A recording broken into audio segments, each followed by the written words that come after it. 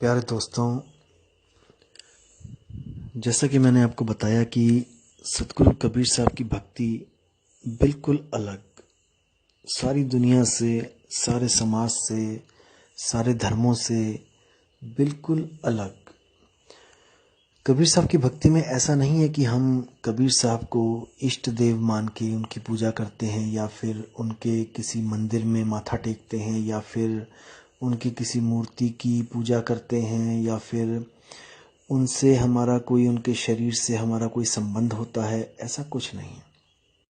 आखिर कबीर साहब की भक्ति में क्या है ऐसा जो हम सब कुछ छोड़कर केवल उन्हीं के द्वारा बताया हुआ ज्ञान समझने और उस पर अमल करने में जोर देते हैं? इसको आपको समझना पड़ेगा। कई लोग कबीर साहब की भक्ति को सोचते हैं कि कबीर साहब हमें धर्मों से अलग कर रहे हैं, हमें हिंदू से मुसलमान बनने को कहते हैं या मुसलमान से हिंदू बनने को कहते हैं या फिर हमें अपने धर्म से विपरीत चलना पड़ेगा। ऐसा कुछ नहीं है दोस्तों। सबसे पहले तो हमें जानना पड़ेगा कि हमारे धर्म ग्रंथ हमें क्या कहते हैं। आप किसी भी धर्म ग्रंथ को उठा के देखोगे तो उसमें एक ही बात लिखी होगी कि परमात्मा और आत्मा ये दोनों अविनाशी हैं और हम केवल अविनाशी परमात्मा को ही पूज्य मानकर उसकी पूजा करें। जैसे उस अविनाशी को कहीं अल्लाह लिखा है, कहीं वाहेगुरु लिखा है, कहीं पर उसको गॉड लिख दिया है। भाव एक ही होगा दोस्तों, नाम अलग अलग होंगे। हमने नामों में नहीं उलझना, हमने भावों को पकड़ना है कि वो किस अविनाशी तत्व की बात कर रहे हैं। अब कई लोग नामों में उलझ जाते हैं कि नहीं वो अल्लाह है, वो वाहेगुरु है, वो गॉड है। जैसे कई आत्मज्ञानी भी इसमें भटक जाते हैं कि वो आत्मा है कि वो परमात्मा है। अब इसी में झगड़ा हो जाता है कि वो आत्मा है कि वो परमात्मा है। जबकि कबीर साहब ने कहा है कि एक कहो तो हूं नहीं, दो कहो तो गाली, और जैसा हूं वैसा कहो कहे कबीर विचारी। कबीर साहब ने भी आत्मा और परमात्मा की बात के लिए बिल्कुल झगड़ा खत्म करवा दिया कि वो एक भी नहीं है, वो दो भी नहीं है। अब ये मैं फिर किसी वीडियो में क्लियर करूंगा कि वो एक और दो क्यों नहीं है, लेकिन आज मैं जो आपको बताने जा रहा हूं वो ये है कि हमें उस अविनाशी तत्व को कैसे पाना है। मुद्दा ये है कि हमें उस अविनाशी तत्व को कैसे पाना है। क्या वो अविनाशी तत्व हमें किसी चर्च, किसी मंदिर, किसी गुरुद्वारे में जाके मिलेगा या किसी मस्जिद में जाके मिलेगा? नहीं, वो हमारे पास है। जैसे हिरन के पास कस्तूरी है, उसको कोई भी इस दुनिया में कोई भी कस्तूरी दे नहीं सकता क्योंकि वो ऑलरेडी उसके पास है। अब उसको फिर भी वो कस्तूरी प्राप्त नहीं होती सारी उम्र। क्यों? क्योंकि उसको कोई गुरु नहीं मिलता जो उसको समझा सके कि वो चीज तेरे ही पास है जिसको तू ढूंढ रहा है। बस दिक्कत यहीं पे है।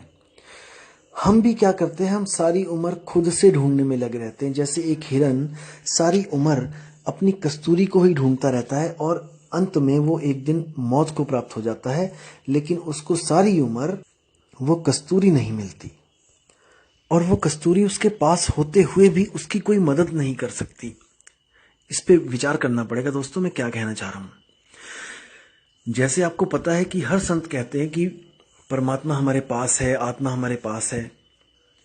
दोस्तों वो हमारे पास है, लेकिन वो हमारे पास होती हुई भी हमारी मदद नहीं कर सकती, वरना आज तक वो सबको मिल गई होती। आपने विचार करना है। आत्मा भी हमारे पास है, परमात्मा भी हमारे पास है, लेकिन फिर भी हम युगों युगों से भटक रहे हैं। कारण क्या है? हमें कोई ऐसा सदगुरु नहीं मिल रहा है जो हमें उस आत्मा का, उस परमात्मा का लखाव करा दे, जो उसको लखा दे। इसलिए मदन साहिब कहते हैं, सोई गुरु पूरा कहावे, दो अक्षर का भेद बतावे, एक छुड़ावे एक लखावे, तब प्राणी निज घर को जावे। यानी कि ऐसा गुरु मिल जाए जो एक छुड़ाए एक लखाए। किसको छुड़ाए? किस अक्षर को छुड़ाए? उन अक्षरों को छुड़ाए जो 52 अक्षरों के अधीन है। जैसे किसी भी भाषा का कोई भी नाम हो, कोई भी मंत्र हो, वाहेगुरु वाहेगुरु, राम राम, अल्लाह अल्लाह, जय कृष्ण, जय श्री राम, जय हनुमान, कुछ भी, कबीर कबीर, कबीर कबीर भी करेगा अगर कोई, तो वो भी उससे मुक्त नहीं हो सकता, 52 अक्षरों से बाहर नहीं हो सकता। क्योंकि कबीर में जो कबीर है वो भी 52 अक्षरों में ही आता है। तो कबीर साहब ने भी बोला है कि मुख से कहे कबीर कबीर तो ना कटे काल की पीर, नाम हमारा सब जग लेता भेद हमारा कोई ना गहता, मेरा भेद पावेगा सोई जाका सतगुरु पूरा होई। कबीर साहब ने कहा कि कोई अगर मेरा नाम जपवा रहा है किसी भी पंथ में तो वो समझ जाना कि वो काल का ही दूत है। वो आपको किसी ना किसी लोक में भेज देगा, कोई डुप्लीकेट सतलोक, कोई डुप्लीकेट अनामी लोक, कोई डुप्लीकेट अलख लोक, कोई डुप्लीकेट अकह लोक। इन्हीं डुप्लीकेट लोकों में आप हमेशा आते जाते रहोगे। लेकिन कबीर साहब का जो सतलोक है, जो मैंने आपको पिछली वीडियो में बताया था कि क्या है सत और क्या है लोक, जब आप उस सत्य स्वरूप शब्द स्वरूप में जब समाओगे तब आपको पता लगेगा कि असल में आपकी हस्ती क्या है। एक छुड़ावे एक लखावे, जो छुड़ाने वाली चीज है वो मंत्र, उन्हीं मंत्र के द्वारा क्या है मन सिमरण कर रहा है, इस मन को भी छुड़वा दे, क्योंकि मन ही आपको बेवकूफ बना के बैठा है। इस जीव आत्मा को मन ही भटकाता है। मन के मते न चालिए मन है पक्का दूत। कबीर साहब कहते हैं हे जीव तुम मन के कहे मत चलो, मन ही तुम्हारा दुश्मन है। लेकिन आपको ऐसे भी स्वयंभू आत्मज्ञानी मिल जाएंगे जो आपको बताएंगे कि आप कौन हो, आप मन हो, आप ही मन हो। ये आपको ही मन घोषित कर देंगे। ऐसे स्वयंभू नकली आत्मज्ञानियों से दोस्तों बच के रहना है, क्योंकि ये जन्म बार बार नहीं मिलेगा। इसको समझना पड़ेगा आपको। तो करना क्या है, एक छुड़ावे एक मिलावे तब प्राणी निज घर को जावे। फिर प्राणी को निज घर यानी कि निज स्वरूप, क्योंकि देखो दो स्वरूप है, एक आत्म स्वरूप है, एक मन स्वरूप है। मन स्वरूप को छुड़वा दे और आत्म स्वरूप का लखाव करा दे, तो आपकी सुरती जो मन में अटकी पड़ी है, जो मन और तन में उलझी पड़ी है, जिस मन ने आपकी सुरती को उलझा रखा है, वो कहाँ जाएगी? वो जाएगी सत्य स्वरूप में, शब्द स्वरूप में। जैसे बीजक में साखी में कबीर साहब ने बोला है कि हम हैं शब्द शब्द हम माही, शब्द बिना दूसर कछु नाही। यानी कि हम शब्द स्वरूप हैं और 52 अक्षर हमारे ही स्वरूप से पैदा होते हैं। वो शब्द 52 शब्द भी हमारी आत्मा के अंदर से ही निकलते हैं, आत्मा के द्वारा ही प्रकट होते हैं। तो कहते हैं हम हैं शब्द शब्द हम माही। ऐसे जैसे वो शब्द हैं ऐसे ही हम भी शब्द हैं। तो साहिब कहते हैं शब्द हमारा तू शब्द का, सुन मत जा सरक, जो चाहे निज रूप को तो शब्द ही ले परख। बीजक में साखी है। कबीर साहब कहते हैं मुझ में और तुझ में कोई भेद नहीं है, कोई अंतर नहीं है। मैं भी शब्द स्वरूप हूं, तू भी शब्द स्वरूप है। बस मैं अपने आप को जानता हूं और तू अपने स्वरूप को भूल चुका है। इसलिए तू एक जीवात्मा कहलाता है और मैं सत्य पुरुष कहलाता हूं, परम पुरुष कहलाता हूं, आदि पुरुष कहलाता हूं, ज्ञानी पुरुष कहलाता हूं। बस यही फर्क है और ऐसा कुछ नहीं है कि कबीर साहब में कोई रिद्धियां सिद्धियां, कोई ऐसे भंडार भरे हैं। अरे आपकी आत्मा में भी बहुत से भंडार हैं। आपकी आत्मा में इतनी ताकत है कि इन लाशों को चला रही है। क्या आप में कम रिद्धि सिद्धि है क्या? एक लाश जो मिट्टी का शरीर है वो लाश ही है। जब तक आपकी आत्मा उस लाश से अटैच है, देखो कैसे वो चल रहा है, फिर रहा है, खा रहा है, पी रहा है। इतनी ताकत है आपकी आत्मा में। और जैसे ही आत्मा अलग होती है वैसे ही वो मिट्टी का शरीर निर्जीव होके गिर पड़ता है। सोचो कितनी ताकत है आपकी आत्मा में कि वो एक मुर्दे को जीवित कर सकती है। इससे बड़ी तो सिद्धि कोई नहीं हो सकती ना, मुर्दे को जीवित कर देना। तो आपकी ही आत्मा में ये गुण है, आपकी ही आत्मा में ये शक्ति है, लेकिन हम सब इसको भूल चुके हैं। तो कबीर साहब कहते हैं हंसा तू तो सबल था, हल्की तेरी चाल, रंग कुरंगी पड़ गया, ताते हुआ बुरा हाल। मतलब हे जीवात्मा, तू इतना सबल था, तू इतना परिपूर्ण था कि तुझे किसी चीज का भय नहीं था। तू जन्म मरण के चक्रों से परे था। तू 5 तत्व 3 गुण 25 प्रकृतियों से परे था। तू मन माया से परे था। तू शुद्ध रूप चैतन्य था। लेकिन भूलवश तूने जो एक गलती करी, उस गलती को तू आज तक सुधार नहीं पाया।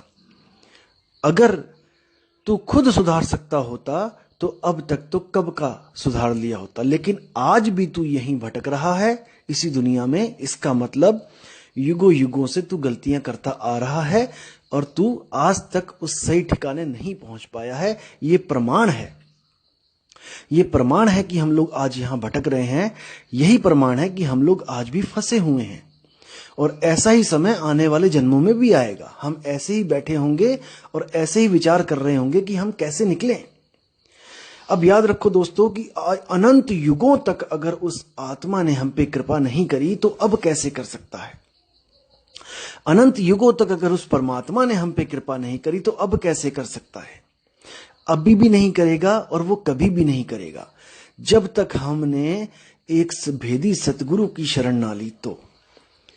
क्योंकि कबीर साहब की वाणी और सब संतों की वाणी यही कहती है, गुरु बिन ज्ञान न उपजे, गुरु बिन मिले न मोक्ष, गुरु बिन लखे न सत्य को, गुरु बिन कटे न दोष।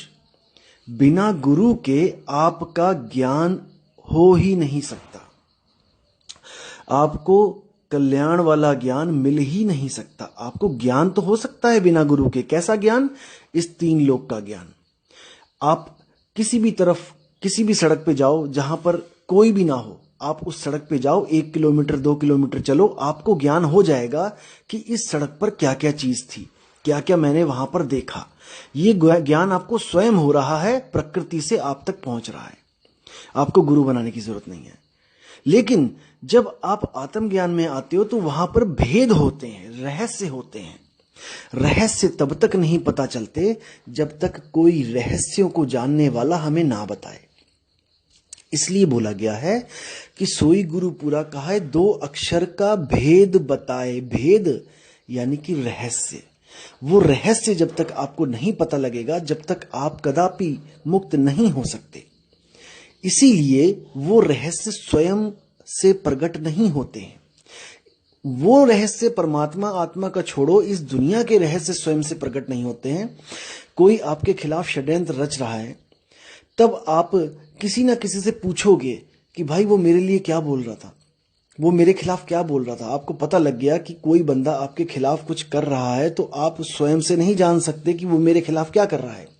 आप लोगों से पूछने की कोशिश करोगे कि मुझे बताओ कि वो मेरे खिलाफ कौन सा षड्यंत्र रच रहा है। तो जब हमें 3 लोक का ज्ञान अपने से नहीं हो सकता, तो वो परमपिता आत्मज्ञान वो कैसे हो सकता है बिना गुरु के, बिना भेदी के। तो इसलिए दोस्तों विचार करना है, बिना गुरु के मुक्ति नहीं मिलती है। लेकिन अगर आपको गुरु गलत मिल जाए तो इसमें सतगुरु का कोई दोष नहीं। क्योंकि कबीर साहब हमेशा कहते हैं कि ऐसे ही किसी भी गुरु के पीछे नहीं लगना चाहिए, हमें उसकी परख कर लेनी चाहिए। गुरु करो जान के, पानी पियो छान के। गुरु बिना जाने नहीं करना चाहिए, उसकी तह तक जाओ, उसके सारे ज्ञान को समझो और जब लगे कि वो परिपूर्ण है तब उसकी शरण में जाना चाहिए। गुरु करो जान के, पानी पियो छान के। पानी छानने को क्यों बोला गया है? क्योंकि पुराने समय में क्या था कि जब हम पानी पीते थे किसी कुएं से, किसी नदी से, किसी पोखर से, तो उसमें छोटे छोटे जीव आ जाते थे और उन जीवों को हम सीधे पानी के द्वारा शरीर में प्रवेश करवा देते थे। उससे बीमारियां होती थी और जीव हत्या भी लग जाती थी। तो कबीर साहब ने बोला कि पानी पियो छान के, बिना छाने पानी नहीं पीना है, क्योंकि सूक्ष्म सूक्ष्म जीव वो मर भी जाते हैं और वो हमारे शरीर का नुकसान भी करते हैं। लेकिन आज बिल्कुल उलट हो चुका है। आज क्या है कि गुरु करो छान के और पानी पियो जान के। मतलब कि बिना गुरु को छाने, यानी कि 100 गुरु 1000 गुरुओं को छानो कि उनमें ज्ञान क्या है, क्या बता रहे हैं, कैसे मुक्ति मिलेगी। और पानी पियो जान के का मतलब यह है कि आज टंकी का पानी हो, चाहे किसी आरओ का पानी हो, चाहे किसी बाल्टी का पानी हो, चाहे बाथरूम में जो पानी पड़ा है वो हो, किसी में भी आपको कीड़े नहीं दिखाई देंगे। छानने की जरूरत नहीं है। अब है जानने की जरूरत। आपको कोई पानी पिलाता है तो उसको पूछो, भाई ये आरओ का पानी है, ये बाल्टी का पानी है, या ऊपर वाली टंकी का पानी है, ये कहाँ का पानी है। तो उसको जान के पीना पड़ेगा आपको। तो कहने का मतलब यही है कि बिना परख किए किसी के भी शरण में नहीं जाना है। इन झूठे गुरुओं की इनकी मौज लगी हुई है, क्योंकि जीव परख नहीं करता। अगर ये जीव परख करने लग जाए तो किसी भी झूठे गुरु की दुकान में कोई भी बंदा आपको खड़ा नहीं मिलेगा। क्योंकि अगर आपको पता ही लग जाए कि ये इस दुकान पे झूठ बिक रहा है, तो आप कोई मूर्ख थोड़ी नहीं हो जो वहां पे जाओगे। मूर्ख तो तब तक बने रहते हो जब तक विवेक नहीं लगाते हो, विचार नहीं करते हो।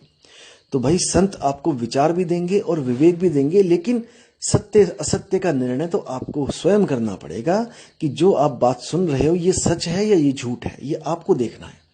हम लोग तो केवल एक विचार दे सकते हैं, आपको विवेक दे सकते हैं, एक आपको गाइड दे सकते हैं, एक आपको परख दे सकते हैं, लेकिन वो परख यूज आपने ही करनी है। तो वीडियो ज़्यादा लंबी हो रही है तो मैं इसको पूर्ण विराम देता हूं और अगली वीडियो में आपको बताऊंगा कि एक कहो तो हूं नहीं, दो कहो तो गारी, इसका असली अर्थ क्या है। ठीक है दोस्तों, आप अपना कीमती समय दे रहे हो इसलिए बहुत बहुत धन्यवाद। लेकिन आपने विवेक रखना है, विचार करना है, बिना किसी परख के कभी किसी की शरण में नहीं जाना है। उम्मीद है दोस्तों आपको वीडियो अच्छी लगी होगी। आप सब्सक्राइब भी ना करें, आप शेयर भी ना करें, कोई दिक्कत नहीं है। परमात्मा ने जिसके पास ये वीडियो पहुंचानी है वो खुद पहुंचेगी। साहिब बंदगी। प्यारे दोस्तों, जैसा कि मैंने आपको बताया कि सतगुरु कबीर साहब की भक्ति बिल्कुल अलग, सारी